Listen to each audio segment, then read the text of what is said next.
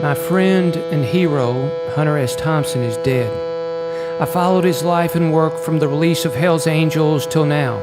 I will continue to follow it. I sold Hunter's books. I sold the first Rolling Stone magazines in the underground bookstore for madmen only, and in the head shop, the store I operated on South Limestone in Lexington, Kentucky. I never dreamed I'd eventually work with Hunter and with members of the Beat generation. Allen Ginsberg, William S. Burroughs, Herbert Huncke, Gregory Corso, Lawrence Ferlinghetti, David Amram, Diane DePrima, Mary Baraka, and others. Their works changed my life. Dreams do come true. That's Hunter calling on the phone right now. He calls me at 3 a.m. every morning, and that's what time we're recording this piece down here at Kevin Ratterman's funeral home studio, 3 a.m., and that's Hunter calling. Hey, Hunter, hold on. Hunter shot himself. He's gone. He died in his kitchen, in his cabin at Owl Farm, Woody Creek, Colorado. I read his Nixon obituary. He was a crook, and other works to him in that kitchen.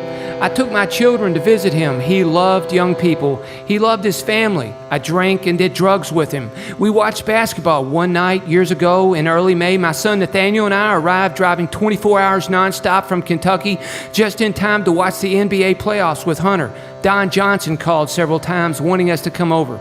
Kentuckian Rex Chapman was playing for the Phoenix Suns. The Suns were down by 9 points with 1 minute to go in the game. I looked at Hunter and said, I'll bet you that Rex will hit 3 threes and tie the game, that the Suns will win by 1 point in 3 overtimes. Hunter looked at me and laughed. Rex hit 3 threes and tied the game, but Phoenix lost in 3 overtimes by 1 point. I got damn close. Hunter paid closer attention to me after that. We talked about life, about our families, about literature. Hunter was a good, kind man. He was full of life. He was tough. He was a real human being. He was spirit, Holy Spirit, no matter what anyone says. I had the honor of producing, with the help of Douglas Brinkley and many young people and friends, the Hunter S. Thompson tribute at Memorial Auditorium on 4th Street in Louisville, Kentucky in December 1996. We had a sold-out standing room audience of over 2,000. I brought in Hunter, his mom, Virginia, his son, Juan, the sheriff of Pitkin County, Johnny Depp, Warren Zevon, David Amram, Douglas Brinkley, Roxanne Pulitzer, Harvey Sloan, Susie Wood, and a bluegrass band, and many more. The mayor of Louisville gave Hunter the keys to the city. The governor named Hunter, Johnny, Warren, David, Doug, and me Kentucky Colonels. Thank you, J.B. Wilson, for working with the governor to make us Kentucky Colonels. The Hunter S. Thompson tribute was a spectacular event. In March 2005, Sarah and I produced a standing room only Hunter tribute at the Rudyard Kipling. Another awesome evening with numerous heart-filled, tear-stained tributes to Hunter. Hunter is one of the world's greatest writers. He stands shoulder to shoulder with Mark Twain, John Steinbeck, Jack Kerouac, William S. Burroughs, all 5 America's best prose writers, bar none. Jonathan Swift, George Orwell, William S. Burroughs, and Hunter S. Thompson are literary giants, visionaries who have much in common. People continue to say that there will be no audience for Thompson's work, that no one will understand or care. Yet, as I travel across America, across the world, working with young people of all ages, I witness a movement amongst young people away from the constraints of non-democratic, Puritan, totalitarian cultures. I see a new generation that recognizes the lies of the power elite, a generation that is turning to the free thinkers, the freedom fighters of the 50s and 60s, recognizing, honoring them as mentors. Art is a kind of innate drive that seizes a human being and makes her or him its instrument. The artist is not simply a person acting freely in pursuit of a merely private end, but one who allows art to realize its purposes through her or his person. Artists have moods, free will, personal aims, but as artists, they are bearers of a collective humanity, carrying and shaping the common unconscious life of the species. I have heard more than once that Hunter S. Thompson is a madman, that, oh, look at what he could have done if he lived a more sane life. Nobel Prize winner Elie Wiesel, preeminent Jewish author, recipient of the Nobel Peace Prize in The Town Beyond the Wall, says, Mad Moshe, the fat man who cries when he sings and laughs when he is silent. Moshe, I speak of the real Moshe, the one who hides behind the madman, is a great man. He is far-seeing. He sees worlds that remain inaccessible to us. His madness is only a wall erected to protect us.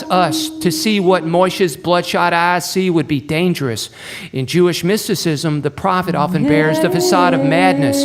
Hunter S. Thompson stands in direct lineage to the great writers and prophets. And as with the prophets of old, the message may be too painful for the masses to tolerate, to hear, to bear.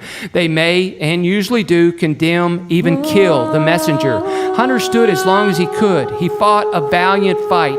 He was a brave yet sensitive soul. He was a sacred shaman warrior. He saw, he felt, he recorded his visions. He took alcohol and drugs to ease the pain generated by what he saw, what he felt. He lived on his own terms. He died on his own terms. Did the masses kill Hunter? Did he kill himself? He found the courage to stand up against the power mongers and the masses at least 13 times.